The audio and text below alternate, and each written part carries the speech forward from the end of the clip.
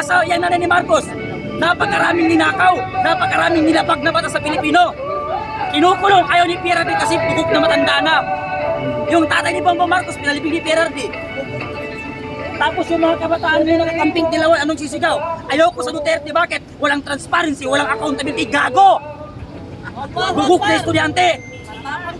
Makaliwa. Anong walang accountability?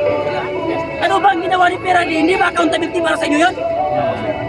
Hindi ba transparency yung pinakita ni PRRD sa inyo? Hindi ba justisya ang pinakita ni PRRD sa inyo? Nung time niya? Tapos sasabihin ng estudyante, mamamatay si Duterte, mamamatay tao. Yes! Pag adik ka, mamatay ka. Kayo, abanting bugok na congressman. Sir, anong masabi mo kay Bam Aquino na sabi niya dito dapat litisin si Tatay Digong? Sino daw? Si Bam Aquino. Dito raw litisin kasi ibig sabihin dito sa Pilipinas, wag daw sa ibang bansa. Yes, Pakulo yan, pakulo. Ano ba yung tingin niyo, sir? Si PRRD pabalikin dito? Oh, sabi ni Bam Aquino. Yun ang dapat. Parang pinakita niya na Kasi meron tayong umiiral na batas. Kung ang Pilipino pala, ang isang presidente natapos sa termino at iimbestigahan sa ibang bansa, dapat wala nang nag-aaral ng abogado. Dapat sunugin ang Supreme Court. Wala ba tayong sariling batas na umiiral dito sa ating bansa? Bakit kailangan yung isang presidente na ginawa naman ng lahat, namuno ng maganda, binigay ang lahat ng gusto ng Pilipino, bakit kailangan dalhin sa dahig? Yan na ni Marcos, napakaraming ninakaw, napakaraming nilabag na batas sa Pilipino. Kinukulong ayaw ni PRRD kasi bugok na matanda na. Yung tatay ni Bongbong Marcos, pinalibig ni PRRD. Tapos yung mga kabataan na nakakamping dilawan, anong sisigaw? Ayoko sa Duterte, bakit? Walang transparency, walang accountability, gago! Bugok na estudyante! Makaliwa. Anong walang accountability? Ano ba ang ginawa ni PRRD? Hindi ba accountability para sa inyo yun? Hindi ba transparency yung pinakita ni PRRD sa inyo? Hindi ba justisya ang pinakita ni PRRD sa inyo? Nung time niya? Tapos sasabihin ng estudyante, mamamatay si Duterte, mamamatay tao. Yes! Pag adik ka, mamatay ka. Yang ni-rape ng adik, hindi niya choice na ma-rape siya. Pero yung bugok na adik na pinuprotektahan nila, Risa Ontiveros, Ginawa santo. ng mga kabataan party list, Ginawa santo. choice nila na mamatay sila kasi pinili nila maging adik. Tapos ang gagawin ng estudyante, ayoko sa Duterte, mamamatay, ayoko sa Sara. Maganda yung buhay ng estudyante kung hindi patayin niyang addicts, automatic next generation, lahat kayo mga estudyante, bugok, addict na rin kayo. Diba? Yan yung dahilan kung bakit pinatay ni PRRD yung mga pusher at addict. User, hindi para iligtas si lolo mo, si tito mo, kung hindi para iligtas kang kamataan dyan sa droga. Yes. Tama. Tapos, ngayon, yung isang estudyante nakikipagdebate. Diba? Na dapat daw alisin ang ROTC. Makaliwa yun. Kasi yan daw, marami yung namatay dahil dyan. Wala daw ipinakita na respeto yung ROTC, kaya dapat daw alisin. Isa kang malaking bugok na estudyante. Makaliwa yata. Gusto nila mamundo. Ang tinuturo dyan, disiplina. Tapos kayong mga kakamping, gusto nyo gerahin ng China, tapos ayaw nyo mag-mandatory training. Walang alam. Takbuhan na lang. Takot nga kayong mag-mandatory training, tapos gusto nyo usubin ng China. Diba? Yes. Tapos galit sinabi ni Robin Padilla na ang kabataan mahina. Galit na galit ang mga estudyante. Totoo na mahina ang mga estudyante ngayon. Nadidepress yun na simple. Tanungin mo estudyante, anong problema, bakit malungkot ka? Nadidepress ako, bakit 50 lang ang baon ko? Di ba? Bakit ka tumalon? Pinareka ko ng jowa ko. So anong tawag mo yun? Hindi ba kahinaan yun? Di ba?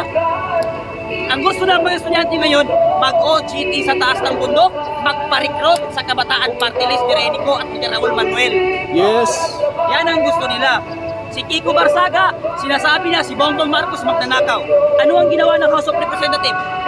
Sinuspende. Si Renico, harap-harapan ng pag-recruit sa mga estudyante. Bakit hindi masuspende? Diba? Yes.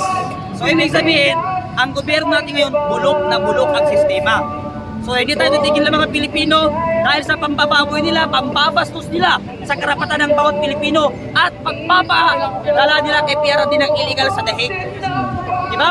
Andiyan ang Supreme Court. Kataas-taas ang hukuman ng Republika ng Pilipinas, bakit hindi siya dito? Di ba? Kaya nga. Kung ano naman pala gagawin natin after ng presidente, mamuno, dadalhin sa dahig, huwag na tayo mag-abogado. Pakinggan na lang natin si Soto. Kasi yan si Soto, namuti na ang buhok, hanggang ngayon bugok pa rin. Sir, ano mo, sa tingin mo, sir? Tama. Si Gadon, ganun din. Sir Mark, anong motibo ni Bang Aquino?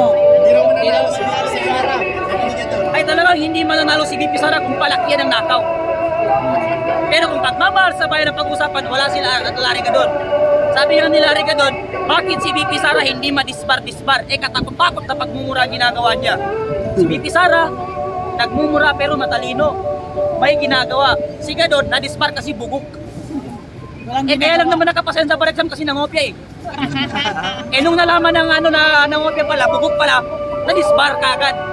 Kaya ngayon si Gadon, isang malaking bobo. Bugok! Bobo ng Pilipinas. Malaking bugok, bobo. Pambansang bobo. Dali. Ay, bobo. Pambansang bobo. Isa pa. ng Pambansang Pilipinas. bobo ng Pilipinas, Larry Gadon, bobo. Ano? Saan ka makakitang presidente sabi niya na adik? Ang galing-galing magsalita. Matalino ba yung tatawagin mo? Mabuhay ang mga Pilipinas!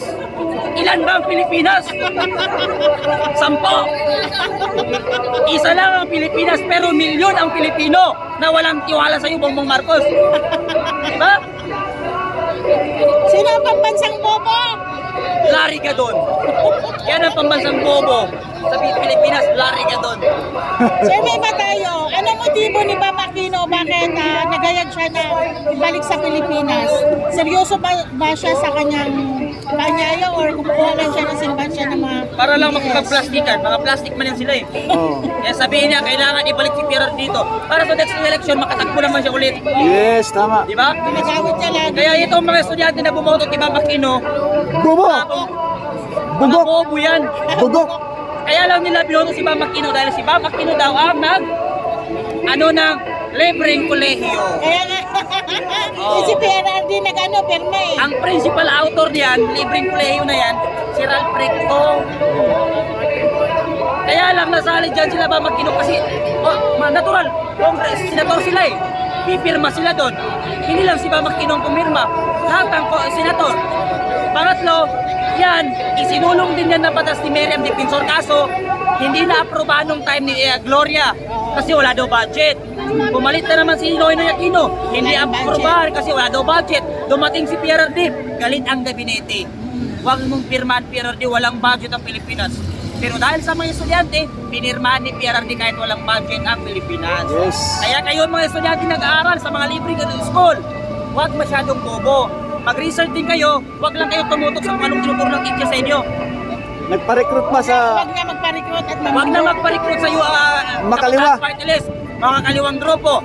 Pag ang teacher dyan sa mga university, mga professor Makaliwa. dyan, nagturo ng kung ano-ano, tusukin nyo ng ballpen ng mata ng mga professor sa UP Diliman, UP, puro mga bugok ang mga professor dyan. Kasi kung hindi ka bugok na professor, bakit mo hayaan ang estudyante mo mamundok? Yes. Diba? Tama. Ano pang ituturo sa estudyante? Labanan ng magulang. Yes. Labanan ng gobyerno. Sabihin ng bata, estudyante, bakit tungkulin ko mga buhayin ko ang mga magulang ko? Tama. Nakaswalo pa ang magulang mo? Di ba kabugok-bugok mo nun, nag-aaral ka pa.